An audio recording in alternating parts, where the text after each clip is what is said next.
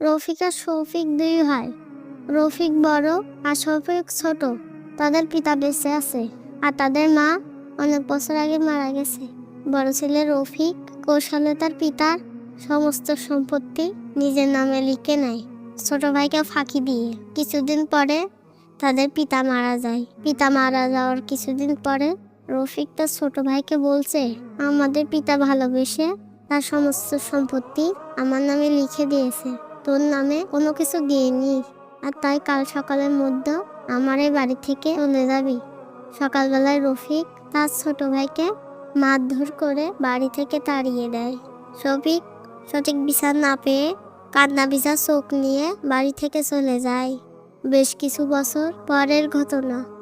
আজ রফিক বয়সের ভারে ক্লান্ত হয়ে গেছে।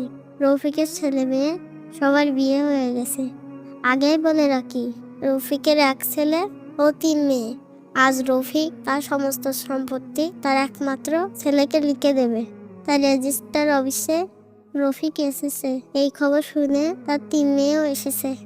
তার 3 মেয়ে কেঁদে কেঁদে বলছে, হে আমাদের পিতা, আমাদের স্বামীর অবস্থা খুবই খারাপ। আমরা তো তোমারই সন্তান, তোমার সম্পদ থেকে আমাদেরকে বঞ্চিত করবেন না।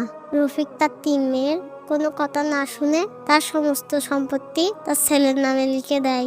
মেয়ে 3টি কাঁদতে কাঁদতে তার স্বামীর বাড়ি চলে গেল। কিছু মাস পরের ঘটনা। রফিকের ছেলে ও বৌমা রফিককে বাড়ি থেকে তাড়িয়ে দেয়। রফিক শহরে এসে ভিক্ষা করে তার জীবন অতিবাহিত করছে। রফিক এখন অনেক অসুস্থ, রেল লাইনের পাশে শুয়ে আছে। সেবা যত্ন করার মতো কেউ নেই। এভাবে অনেক দিন অসুস্থ থাকার পরে রফিক একদিন মারা যায়। রফিক তার দুনিয়া হারালো, সাথে পরকালও হারালো। আল্লাহ ছাড় দেন কিন্তু ছেড়ে দেন না, এরকম হাজারো রফিক আমাদের সমাজে আছে।